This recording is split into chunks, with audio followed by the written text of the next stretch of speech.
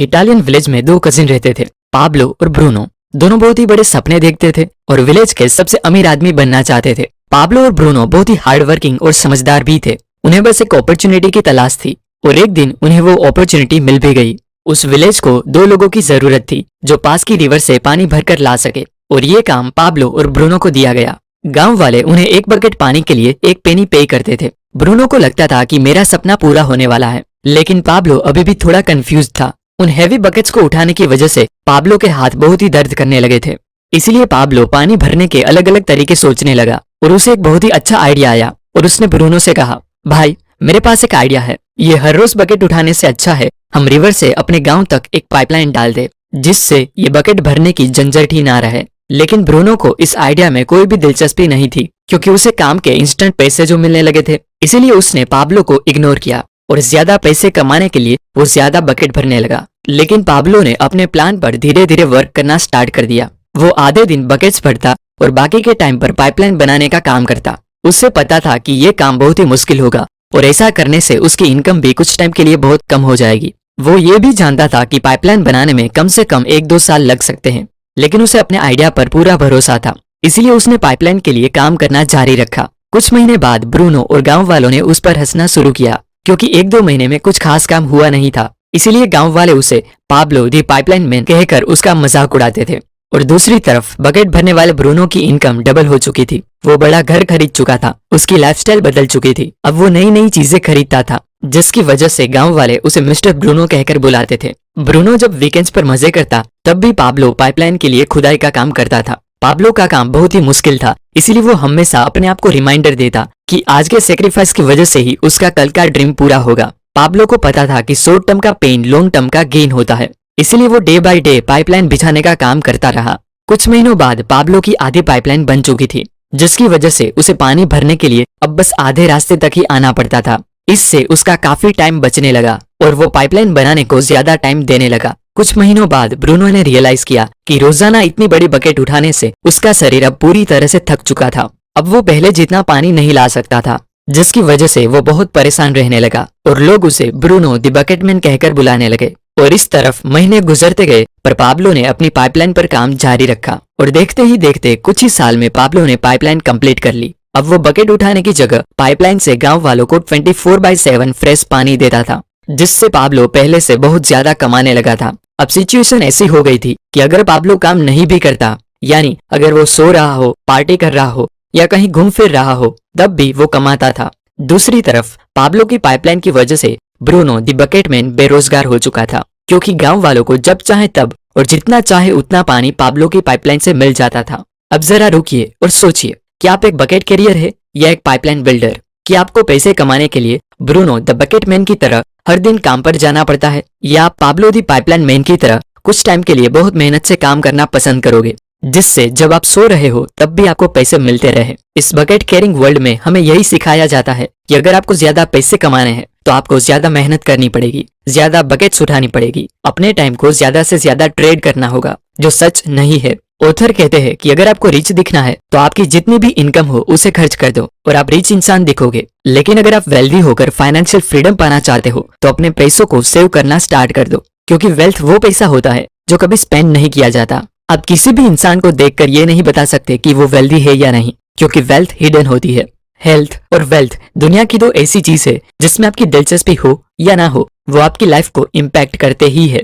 Health की बात करें तो आज मॉडर्न साइंस ने बहुत तरक्की की है। हमारे पास कई बीमारियों का इलाज है।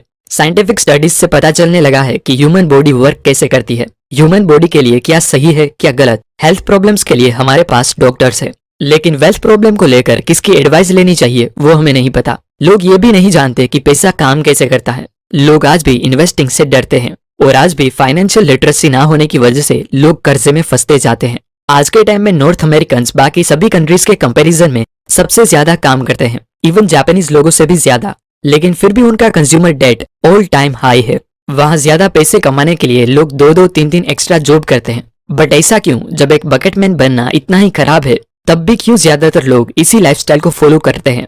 वेल, उसका आंसर हमारी अपब्रिंगिंग में है, क्योंकि सोसाइटी, टीचर या पूरा एजुकेशन सिस्टम हमें सिर्फ यही सिखाता है कि आपको एक ब्रूनो द बकेटमैन कैसे बनना है, एक सिक्योर जॉब कैसे लगानी है, लेकिन कोई भी आपको पाब्लो दी पाइपलाइन मैन की तरह सोचना नहीं सिखाता। आप सोच रहे होगे जिनकी हाई पेइंग जॉब होती है वो तो बाकियों से खुश रहते होगे, बट ऑथर कहते हैं कि ये सिक्योर और ड्रीम जॉब सिर्फ एक इल्यूजन है। आपकी सैलरी चाहे कितनी भी ज्यादा क्यों ना हो, जब तक आपको पैसे कमाने के लिए अपना टाइम सेल करना पड़ेगा तब तक आप इस बकेट कैरिंग वर्ल्ड में ही फंसे रहोगे। डेरिल स्ट्रॉबेरी एक बहुत ही सक्सेसफुल बेसबॉल प्लेयर थे जो सिर्फ बेसबॉल खेलकर हर साल $5 मिलियन तक कमाते थे, और अलग अलग ब्रांड डील्स और पर्सनल ब्रांड से जनरेट होने वाली इनकम मिलाकर उन्होंने अपने 40th बर्थडे से पहले ही $100 मिलियन अर्न कर लिए थे। अब आप सोचेंगे कि इतने पैसे मिलने के बाद तो उन्हें कभी कोई फाइनेंशियल प्रॉब्लम नहीं आई होगी, लेकिन ऐसा नहीं था। स्ट्रॉबेरी को बेसबॉल से सस्पेंड करने के बाद उनके पास कोई इनकम सोर्स नहीं था, और कुछ टाइम बाद पता चला कि उनके पास अपनी वाइफ और 3 बच्चों को सपोर्ट करने तक की भी कोई सेविंग नहीं है। तो अब सवाल यह आता है कि उनके $100 मिलियन का हुआ क्या? उन्होंने वो खर्च कर दिए। महंगे घर, स्पोर्ट कार्स, लग्जरियस लाइफ और ड्रग्स अल्कोहल से उनकी सारी वेल्थ खत्म हो गई।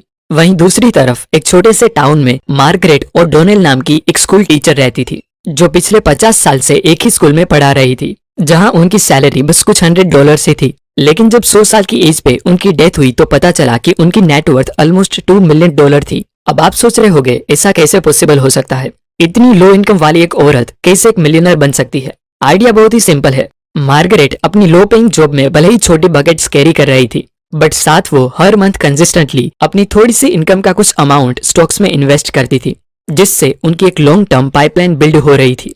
वहीं डेरिल स्ट्रॉबेरी ने बड़ी बड़ी बकेट्स कैरी करके मिलियंस ऑफ डॉलर में अर्न करने के बाद भी अपनी पाइपलाइन बिल्ड करने के बारे में कभी नहीं सोचा। लोगों की लाइफस्टाइल, उनकी इनकम, हेल्थ, एजुकेशन जैसी कई अलग अलग चीजों पर रिसर्च करने के बाद साइकोलॉजिस्ट को पता चला है कि सबसे ज्यादा खुश वो लोग थे जो अपनी लाइफ खुद कंट्रोल कर रहे थे। कहते हैं मनी डजंट बाय हैप्पीनेस, जो सच भी है कि आपकी खुशी पैसों पर डिपेंड नहीं करती पर उससे मिलने वाले फ्रीडम पर डिपेंड करती है। 1440 से पहले जितनी भी बुक्स लिखी जाती थी उन्हें हाथ से लिखा जाता था। 1 घंटे के रिजल्ट के लिए इंसानों को पूरे 1 घंटे के लिए काम करना पड़ता था और एक बुक को पब्लिश करने में सालों लग जाते थे। लेकिन फिर गुटेनबर्ग ने दुनिया का सबसे पहला प्रिंटिंग प्रेस बनाया और 100 घंटे का काम मशीन के लेवरेज से सिर्फ 1 घंटे में पूरा हो जाता था। इसी तरह कंपनीज के सीईओ अपने काम के लिए एम्प्लॉइज को हायर करके उनके टाइम का लेवरेज लेते हैं। मान लीजिए आपको एक रेस्टोरेंट ओपन करना है तो आप एक डिश वॉशर, वेटर और शेफ का काम अकेले नहीं कर सकते। आप एक टाइम पर एक ही काम कर सकते हो, लेकिन जब आप एम्प्लॉइज को हायर करते हो तब आप उनके टाइम का लेवरेज लेते हो, जिससे एक ही टाइम पर आपके कई सारे काम हो रहे होते हैं। और आज हमारे पास लेवरेजिंग का सबसे बेस्ट टूल है इंटरनेट। आज के टाइम पे पाइपलाइन बिल्ड करने के लिए आपको रिवर से पानी लाने की जरूरत नहीं है। आप घर बैठे बैठे जब चाहे तब काम करके इंटरनेट की हेल्प से अपनी पाइपलाइन बिल्ड कर सकते हो। यहाँ आप कंटेंट क्रिएट करके करोड़ों लोगों तक अपनी बात पहुंचा सकते हो। आप अपना खुद का ई-कॉमर्स स्टोर बिल्ड कर सकते हो जो बिना आपके इन्वॉल्व हुए 24/7 ओपन रहेगा, जहां कस्टमर्स कभी भी आपकी वेबसाइट पर आकर आपके प्रोडक्ट्स खरीद सकते हैं। इसे ऑथर ई पाइपलाइन कहते हैं, जो 21st सेंचुरी की सबसे बेस्ट पाइपलाइन है। अब आप चाहे सो रहे हो या वैकेशन पर हो, ये पाइपलाइन आपके लिए पैसे जनरेट करती रहेगी। आप मानो या ना मानो पर इंटरनेट 21st सेंचुरी की सबसे बेस्ट पाइपलाइन है। थैंक यू गाइज, उम्मीद है आपको ये वीडियो पसंद आई होगी। आपने अब तक हमारे चैनल को सब्सक्राइब नहीं किया है तो इमीडिएटली चैनल को सब्सक्राइब करें और वीडियो को इमीडिएटली लाइक और कमेंट भी कर दें। जल्दी मिलेंगे और भी बेहतर वीडियो के साथ। Thank you so much.